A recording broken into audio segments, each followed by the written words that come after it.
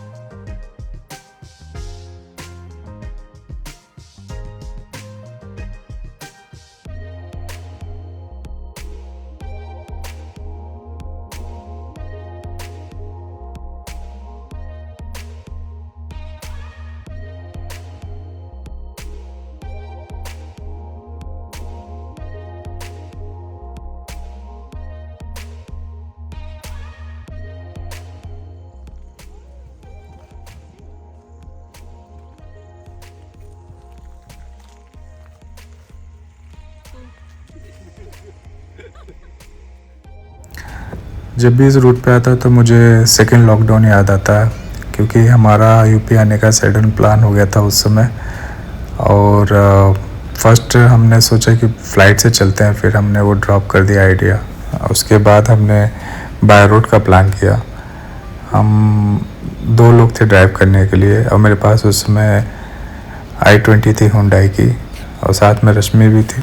तो हमने वो जर्नी 1800 किलोमीटर की और 26 आवर में कंप्लीट की थी, जिसमें हमने 23.5 आवर हमने ड्राइव किया था कंटिन्यूस और 3 आवर्स हमारा रेस्ट था।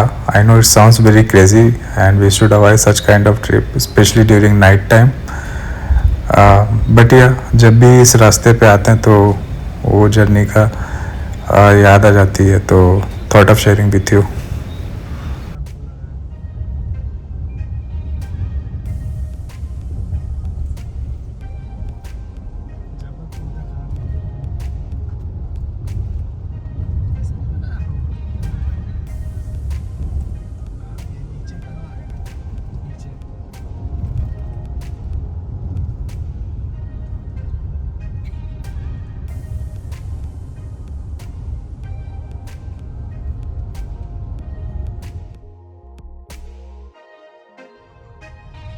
You can maintain decent speed here और आपको बेंगलोर तक के लिए लगभग 3000-3500 के आसपास का टोल लग जाएगा, but it depends upon which vehicle you are driving and it varies. खैर अब हम पेंच नेशनल पार्क की तरफ जा रहे हैं।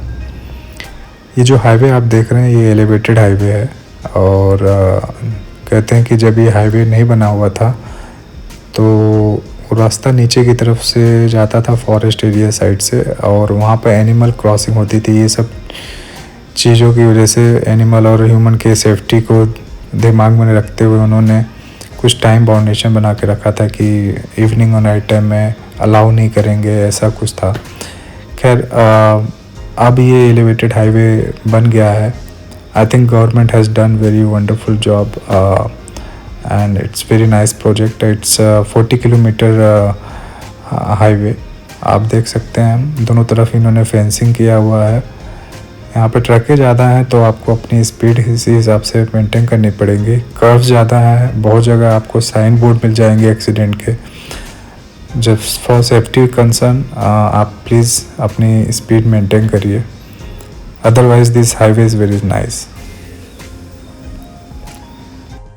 और इस एलिवेटेड हाईवे पे आपको 9 से 10 अंडरपास मिल जाएंगे एग्ज़िट के लिए, और बहुत सारे रिजॉर्ट भी रहेंगे, आप यहाँ पर रुक सकते हैं, आपको सफारी ऑप्शन है, बहुत सारे ऑप्शन हैं।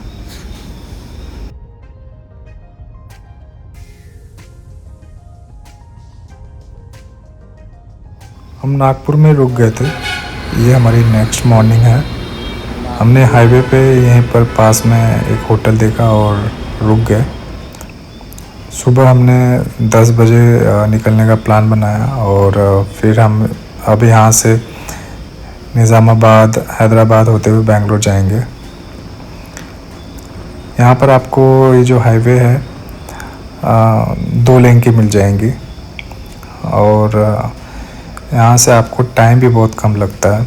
हैदराबाद से आपको बेंगलोर के लिए कम से कम 7 to 8 आवर्स लगेंगे अगर आप स्पीड अच्छे से मेंटेन कर रहे हैं तो।